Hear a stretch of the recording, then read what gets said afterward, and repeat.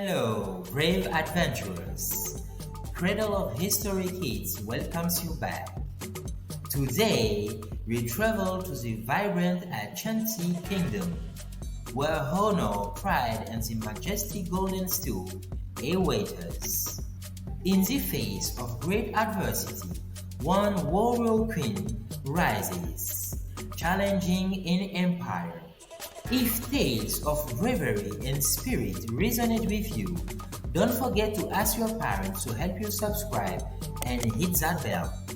As the drums of war echo in the distance, let's journey into chapter 1 of the Warrior Queen, Yaa Asantewaa, and witness history unfold. Chapter 1: Land of Gold and Pride. In the heart of West Africa, the land of Ghana shimmered, its very soil glistening with the promise of gold. But more than its vast wealth, the Ashanti kingdom within Ghana held a treasure that was its very soul: the Golden Stool. This wasn't just a piece of ornate furniture. It was the embodiment of the Ashanti people, their unity, their history, and their spirits. Children playing by the riverside would often overhear the elders narrate tales of the stool's divine origin. As legend had it, the stool, made of pure gold, had descended from the heavens and landed on the lap of the first Ashanti king, connecting him and every Ashanti to the heavens themselves. Huts and palaces alike echoed with the resonating beats of the talking drums, each rhythm narrating stories of brave kings and queens who once graced the throne. But the essence wasn't in the tales of individuals. It was the collective spirit of a people so fiercely proud and deeply spiritual.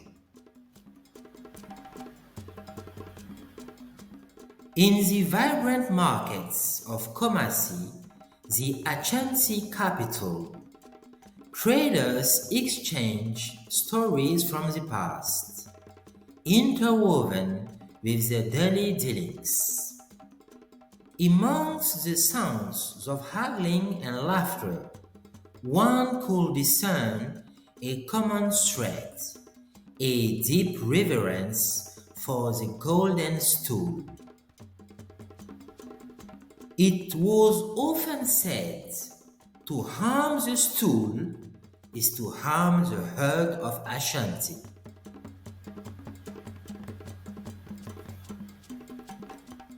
The Ashanti didn't just believe in the visible world, they felt a strong connection to their ancestors, the spiritual realm, and the very essence of the land they walked upon.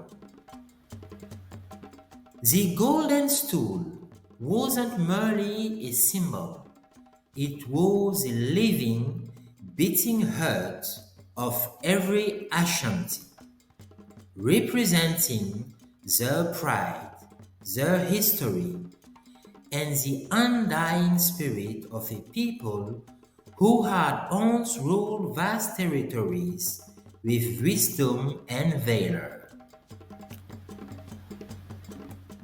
In this land of gold and pride, where the horizon met the lush green forests, the rivers sang songs of ancient heroes.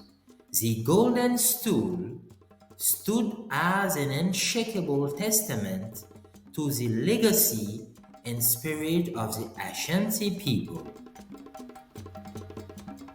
But like all treasures, it would soon attract the covetous eyes of those beyond the kingdom's borders. Chapter 2: British Intrusion. Whispers of change began to rustle through the trees of the Ashanti forest. From the distant coastline to the bustling streets of Kasasi, a new power was steadily advancing: the British Empire. With their powerful chiefs, advanced weaponry, and an insatiable hunger for territories and resources, they expanded their dominion, marking their presence on the African continent. One day, a group of British officials in their crisp white uniforms and polished black boots arrived at the royal court in Kasasi. They weren't the first foreigners to visit the kingdom. Traders from various lands had come and gone. But these men were different. Their posture carried a blend of arrogance and entitlement, a far cry from the respect and mutual understanding that the Ashanti held with other guests. Sir Frederick Hodgson, the British representative, made his intentions clear. In the name of the British Crown, we demand to sit upon the Golden Stool. His words echoed with a chill, the audacity of the demand causing an uproar in the court. To the Ashanti, this wasn't just an affront to their kingdom. It was a sacrilege, a direct insult to their ancestors, their culture, and their very essence. The bustling markets of Kasasi, which once echoed with laughter and barter, now resonated with gasps of disbelief and anger. "How dare they?" an elder exclaimed. "Do they not know the significance of the Golden Stool? Would they let a stranger sit on their sacred thrones?" Children, listening to the heated discussions, clutched their toys tighter, sensing the gravity of the situation. Warriors whispered among themselves, their fingers itching to grip the hilt of their weapons. The British had gravely underestimated the spiritual depth and significance of this tool. Hodgson's demand had not only outraged the Ashanti people, but it had also united them in their determination. They realized the true intention behind the British demand. It wasn't merely about a golden artifact. It was a blatant attempt to strip the Ashanti of their identity, their power, and their pride.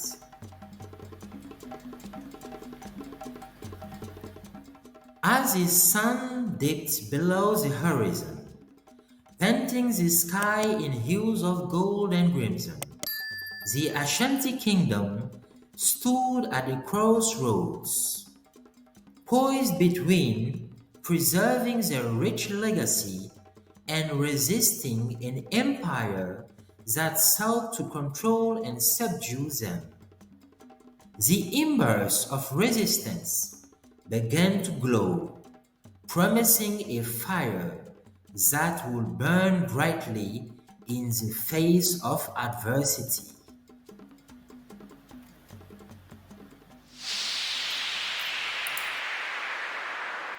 Chapter 3 Kings Exiled. Dawn broke over the Ashanti kingdom with an air of melancholy. Birds that usually sang their morning tunes seemed to hold back their melodies, sensing the heaviness that pervaded the land. In the heart of Kasasi, a scene of sorrow was unfolding.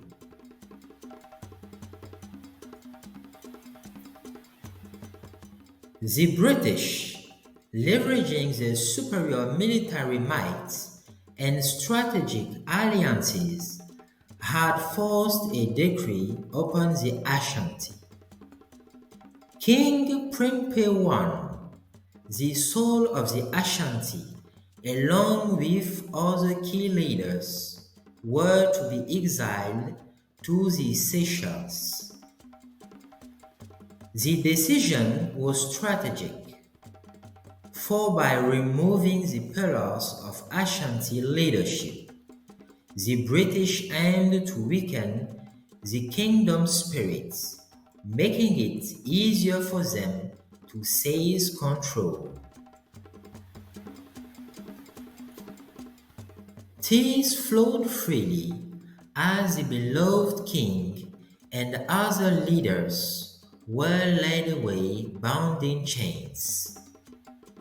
The sight of their revered monarch, who once sat tall on the Golden Stool, now shackled and humiliated, was almost too painful to bear. Every step he took away from his homeland echoed in the hearts of his people.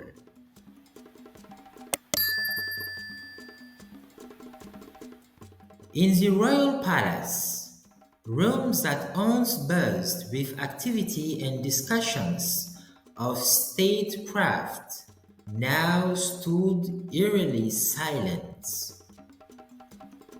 The courtyards that frequently echoed the laughter of playing children and the melodies of traditional songs were desolate. Only the whispering winds as company.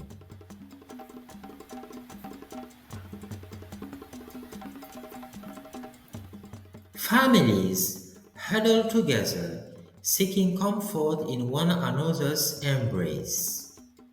The elders, usually sources of wisdom and guidance, looked lost, their eyes staring into the distance as they grappled with the harsh reality.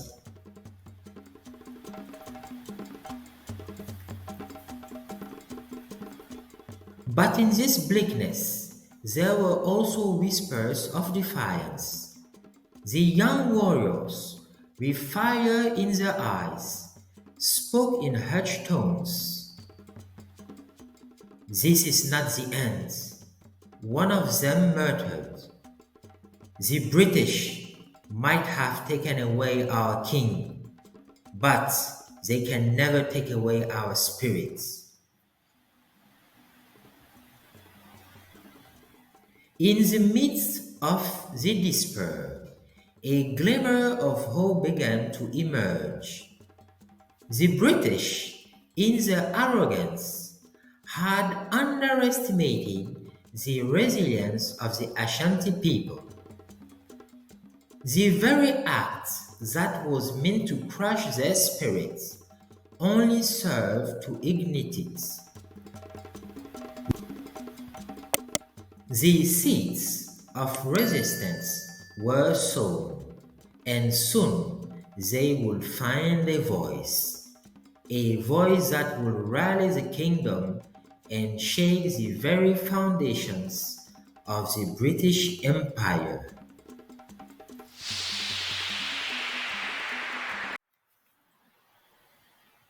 Chapter 4 Yaa's Call.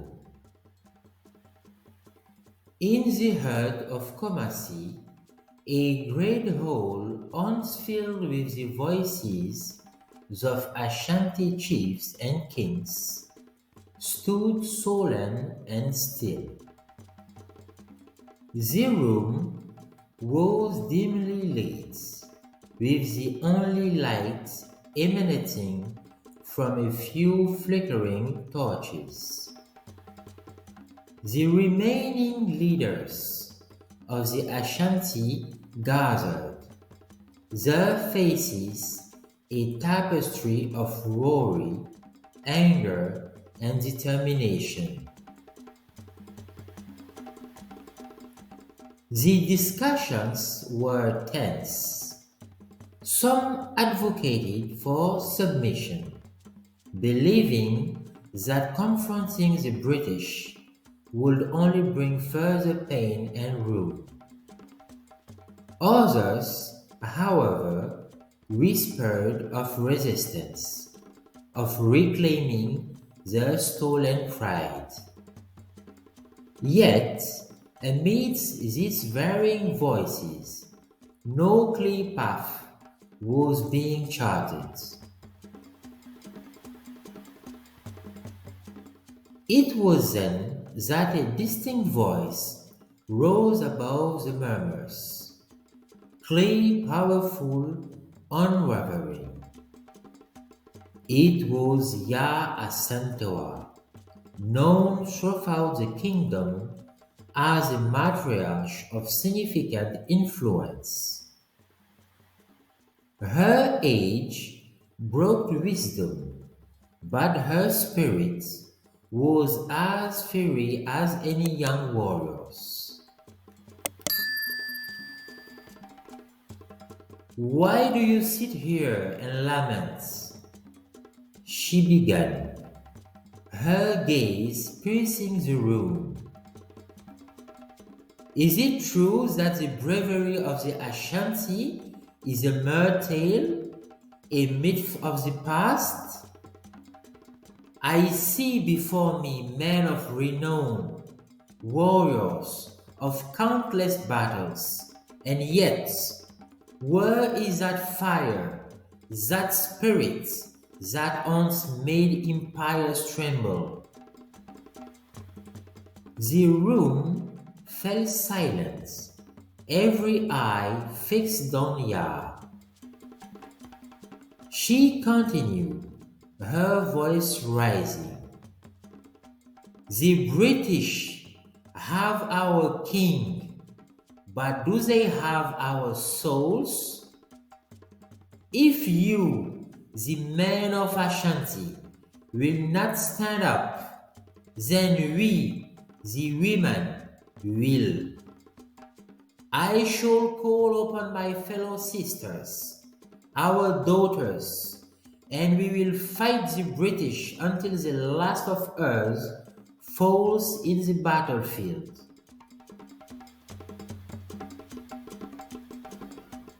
A few gasps filled the room, the weight of Yaa's word pressing heavily on every heart. Is the Golden Stool not the symbol of our pride? Is it not the heart of our people? And are we to let invaders claim it without a fight? She paused, letting her words sink in, then concluded with fierce determination.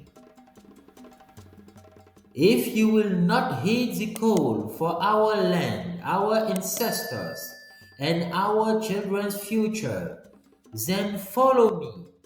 For I am ready to wage a war to ensure the legacy of the Ashanti remains unbroken. A wave of emotion swept through the hall. Conviction replaced doubt, and the spirit of resistance was reignited. With Yaa Asantewaa at the helm, the Ashanti found a renewed sense of purpose and the will to confront the might of the British Empire.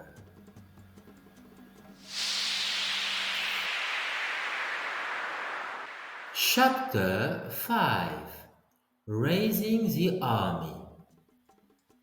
Outside the meeting hall, the skies blazed with the fiery orange and red hues of sunset.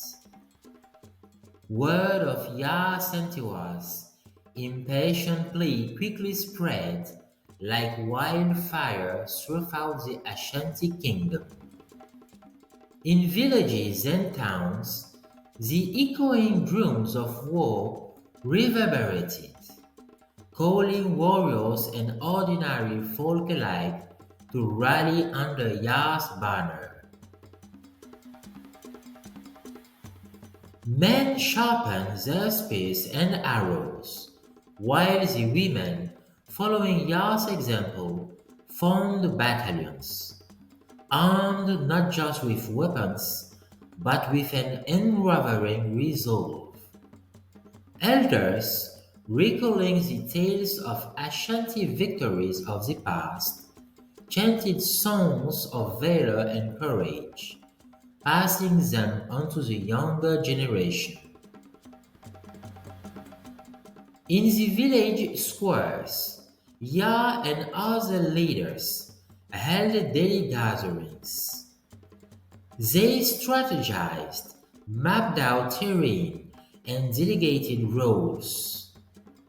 The formation of this new army wasn't just an act of defense, it was a resurgence of Ashanti pride and unity.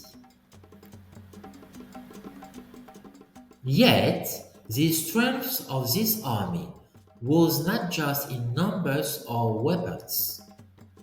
Under Yaa's leadership, it was a force bound together by a shared purpose and a deep love for the land and heritage. Stories of the great Ashanti warriors of old were retold, their feats serving as an inspiration. Nightly bonfires became occasions for war dances and rituals, invoking the blessings of the ancestors. Among the ranks were seasoned warriors, ready to defend their homeland once more. But alongside them were farmers, traders, and craftsmen, Ashanti men and women who, under normal circumstances, would never bear arms. Yaa's call had resonated with them deeply, awakening a warrior spirit they never knew they possessed. And so, amid the heartbeats of drums and the rhythmic stomp of fate, a formidable army emerged. Under the guiding hand of Yaa Asantewaa, the Ashanti people readied themselves, united in their quest to reclaim their stolen pride, their beloved king, and the symbol of their spirit, the Golden Stool.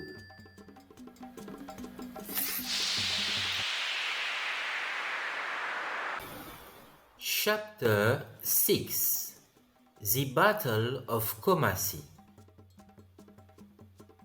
The skies above Kasasi darkened, hinting at an imminent downpour. The rhythmic beats of war drums echoed across the vast plains, announcing the approach of the Ashanti warriors. The British, who once walked the streets of Kumasi with an air of invincibility, now felt the tremors of impending danger within their fortress walls. At the forefront stood Yaa Asantewaa, her regal demeanor juxtaposed with the raw determination in her eyes. Beside her was Kwame, one of the most respected warriors of the Ashanti, and Ama, a strategic mastermind. They gathered around a map, laid flat on a makeshift table, discussing their strategy. Kwame pointed to the eastern entrance of the fortress. The British expect us to attack from here. It's the most obvious route. Ama nodded, tracing her fingers along a different pathway. But what if we use the forest cover to the west and split our forces? One group to draw their attention, the other to breach.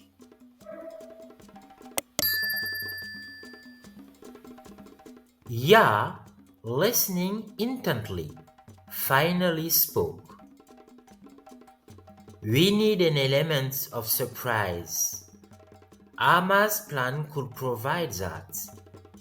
But remember, our goal is not just victory, but to reclaim what's ours with minimal loss. We are with you, Queen Mother, Kwame declared, his voice carrying a mix of respect and favor.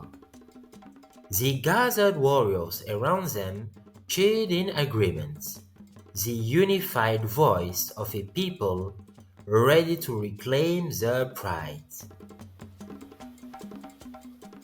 As night enveloped Kumasi, the Ashanti forces moved. Their steps were silent, but their resolve was loud and clear. The Battle of Kasasi had begun, and under Yaa Asantewaa's guidance, the Ashanti were determined to fight until their last breath, to reclaim their sacred Golden Stool and restore the kingdom's honor.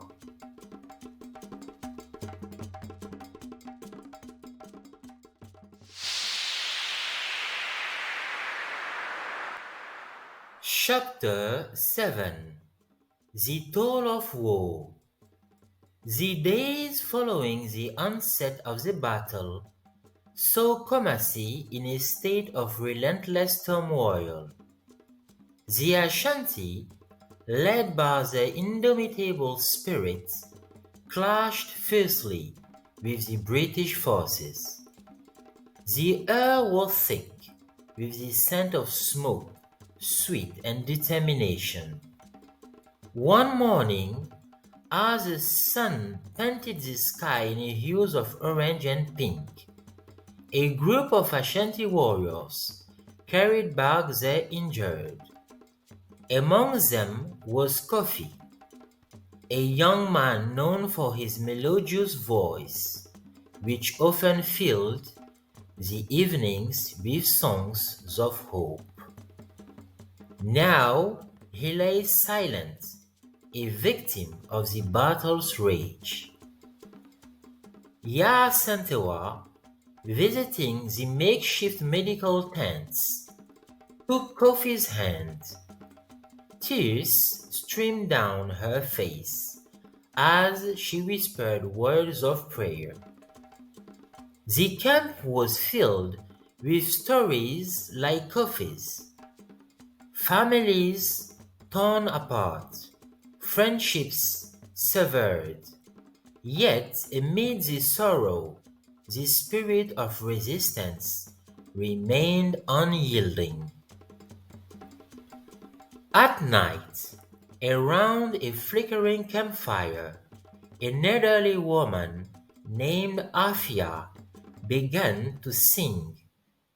It was a song of remembrance, a melody that spoke of those who had departed, but also celebrated the undying spirit of the Ashanti.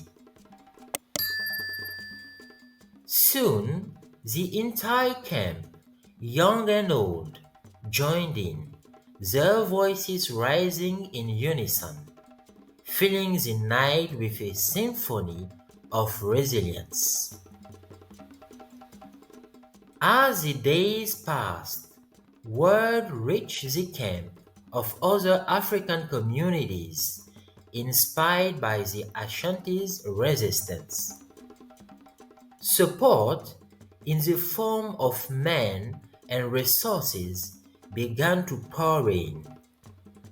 The British, who once believed the capture of the Golden Stool would be a simple feat, now faced a united front.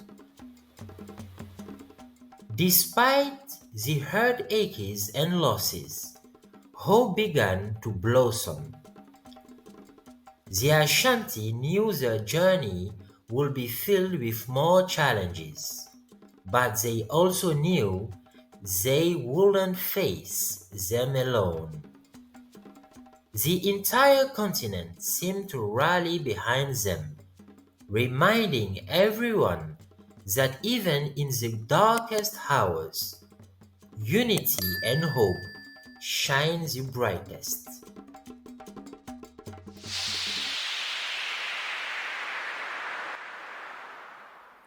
Chapter 8: The Queen's Capture. The relentless battles raged on, and the Ashanti, led by the fearless queen, fought bravely against the superior weaponry of the British. But one fateful day, a series of unfortunate events led Yaa Asantewaa and a small band of warriors into a trap led by the British. Amidst the confusion, Yaa was captured, her hands bound and her proud stance subdued.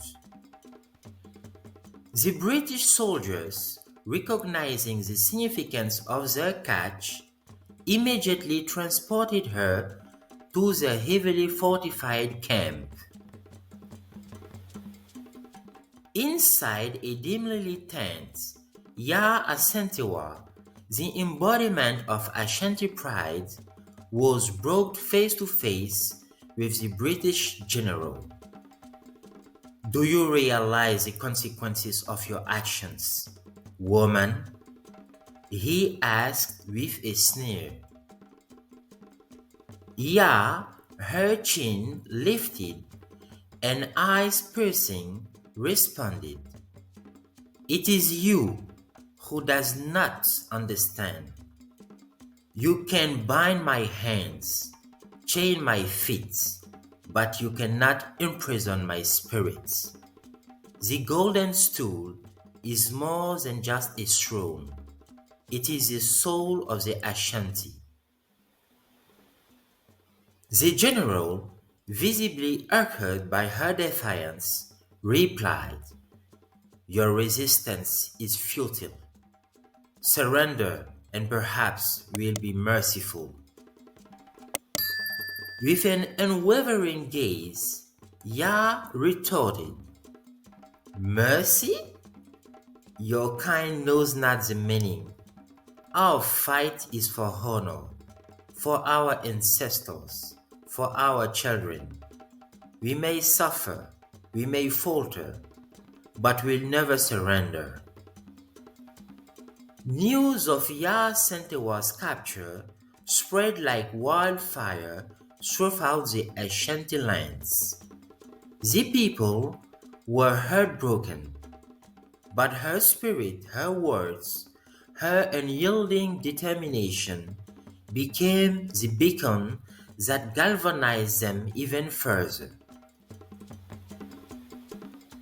In the confines of her captivity, Yaa would often be heard singing songs of freedom, echoing the hopes of her people.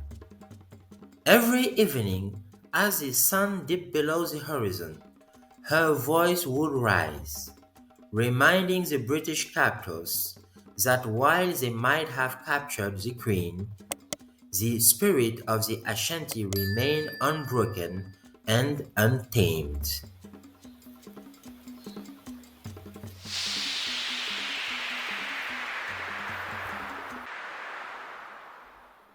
Chapter 9: Legacy of Resistance. The days turned into weeks, and weeks into months.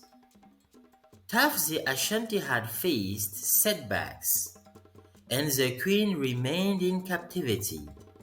Whispers of Yaa Asantewa's courage echoed far beyond the Ashanti kingdom. In neighboring tribes and distant lands, tales of the royal queen of Ashanti spread like a fervent wind. Stories of a fearless woman who stood up against the mighty British Empire, landing an army and challenging the very essence of colonial rule, began to resonate. From the dense forests of Congo to the vast plains of Kenya and even to the northern deserts of Africa, her story inspired. Young men and women began to question the chains of colonial rule, sparking conversations about freedom, identity, and the right to one's heritage. In Tanzania, a young leader named Julius, deeply moved by Yaa's story, said to his people, "If one woman could challenge the mighty, why can't we, as a nation, rise?" And so, one by one, communities across Africa began to rally. They formed secret societies, holding clandestine meetings under the canopy of moonlit nights. They shared stories of their own heroes and strategized on how best to challenge their oppressors.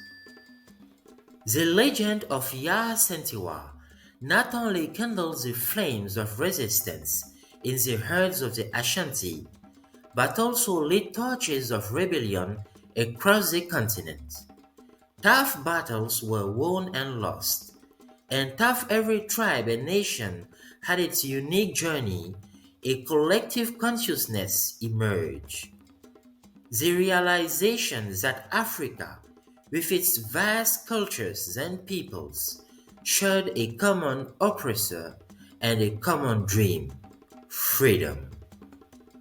It wasn't just about the Golden Stool anymore. Yaa Asantewaa's resistance had become a symbol that oppression, no matter how formidable, could be challenged.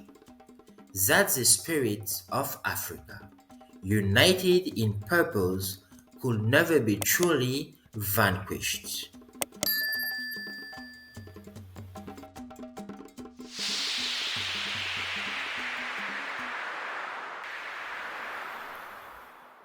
Chapter 10: Light After Darkness.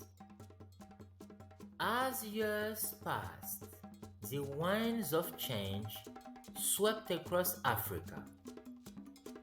The colonial powers found it increasingly challenging to maintain their stranglehold on the vast continent, especially with burgeoning resistance movements inspired by stories like that of Yaa Asantewaa.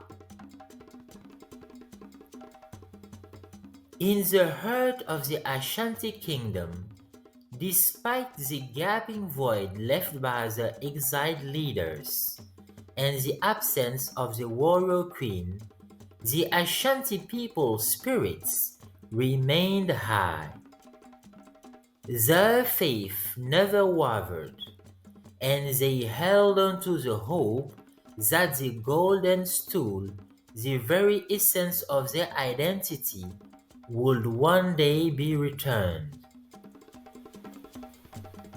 Then, one sun-drenched day, amid the harmonious melodies of birds and the rustling leaves, a procession entered Kasasi. Leading the entourage was the Golden Stool, gleaming as resplendently as it had in days of yore. The stool had not been desecrated. It remained pure, a beacon of hope and continuity. Behind it were the leaders, including the king, once exiled but now returning to their homelands. The kingdom erupted in joyous celebration. Drums echoed, dancers swirled in colorful arrays, and the air was filled with songs of praise and gratitude.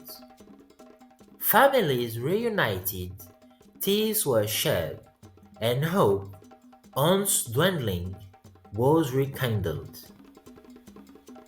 However, amid the celebration, there was a seat left empty.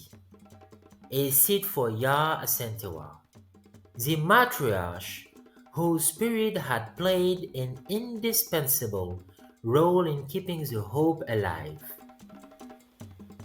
Though she did not live to see this day, her legacy was evident in every smiling face, every hopeful eye. Children sat around fires, listening intently as the elderly recounted the tale of the indomitable queen who had stood tall against oppression. With every retelling, her legend grew, transforming into a tale of unwavering strength, resilience, and valor. And so, in the annals of Ashanti history, and indeed the broader tapestry of African lore, the tale of Yaa Asantewaa shone brightly. It wasn't merely a story of war or of a throne. It was a testament to the indomitable spirit of a people, and a reminder that even in the face of overwhelming darkness, there always exists a glimmer of light.